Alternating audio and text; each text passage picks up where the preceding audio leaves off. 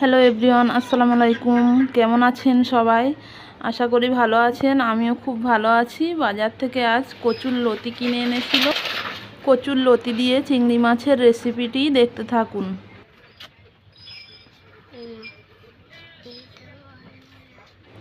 কচুর লতিগুলি ভালো করে বেছে ধুয়ে জল ঝরিয়ে নিয়েছি। কয়েকটি কাঁচা লঙ্কা, আদা, রসুন, জিরে, সরিষা সব কিছু শিলে ভালো করে বেটে নিলাম।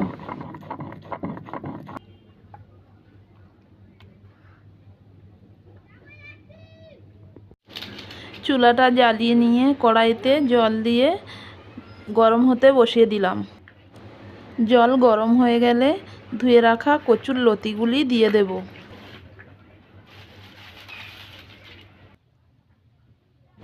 কচুর লতিগুলি ভাপিয়ে নিয়ে একটি ছাঁকনির সাহায্যে জল ঝরিয়ে একটি পাত্রে তুলে রাখবো।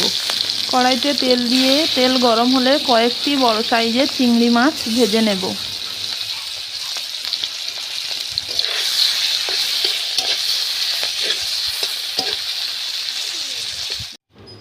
তেল গরম হলে ফোড়ন দিয়ে পেঁয়াজ দিয়ে দেব।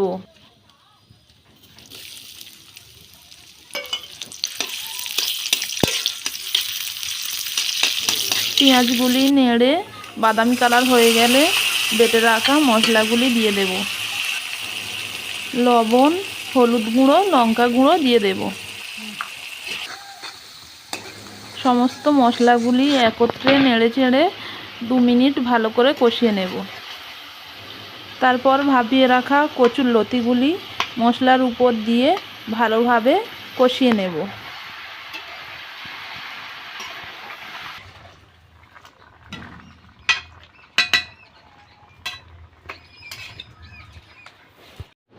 তরকারিটি রান্না হয়ে আসলে উপর থেকে ভেজে রাখা চিংড়ি মাছগুলি দিয়ে দেব।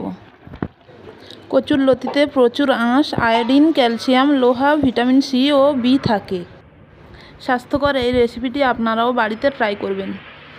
ভিডিওটি ভালো লাগলে লাইক, সাবস্ক্রাইব করে পাশে থাকবেন।